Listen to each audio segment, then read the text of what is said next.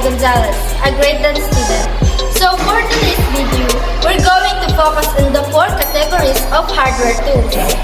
The first category of hardware tools are the ESD tools or electrostatic discharge. The main function of these tools is to prevent the buildup of static electricity, safely discharge any static electricity that gets generated, and to protect people and products from the effects from an accidental discharge. Anti-static wrist strap, used to prevent damage to computer.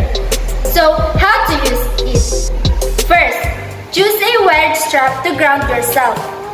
Second, wrap the ESD strap around your wrist. Attach the other end of the strap to common ground. Fourth, clip your strap to a metal part if no common ground is available. Fifth, wear your ESD strap whenever you are around ESD-sensitive items. Sixth, test the resistance value of your ESD strap periodically.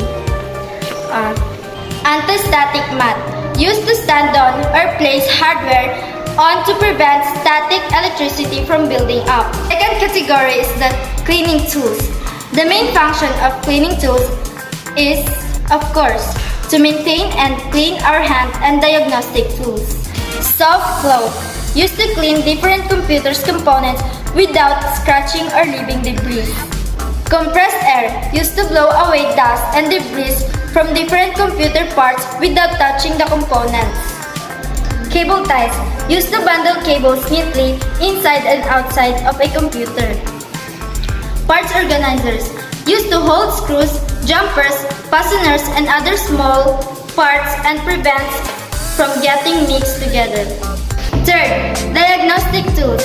So the main function of diagnostic tools is to help us identify and solve hardware-related problems. Digital multimeter. A digital multimeter, or DMM, are measuring instruments that can measure quantities such as voltage, current, and resistance. Loopback adapter. A loopback adapter, called a loopback plug, tests the basic functionality of computer ports. The adapter is specific to the port that you want to test. Toner probe. A toner probe is used to trace network cables between 2 different locations. Last category is hand tools. The main function of hand tools is to do various useful tasks only by using our hands. Flathead screwdriver, used to loosen or tighten slotted screws. Phillips head screwdriver, used to loosen or tighten cross-head screws. Torque screw, used to loosen or tighten screws that have a star-like depression on the top, a feature that is mainly found in laptops. Long nose pliers, used for holding, bending, and stretching the lid of electronics component or connecting wires.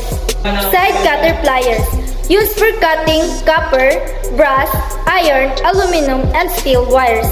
Tweezers, used to manipulate small parts. Part retriever, used to retrieve parts from locations that are too small for your hand to fit. Flashlights, used to light up areas that you cannot see clearly. Wire stripper. A wire stripper is used to remove the insulation from wire so that it can be twisted to other wires or crimped to connectors to make a cable. Crimper, used to attach connectors to wires. Punch down tool, used to terminate wire into terminated blocks. Some cables connector must be connected to cables using a punch down tool. Chip extractor. An IC extractor is a tool for safely and quickly removing integrated circuits from their sockets.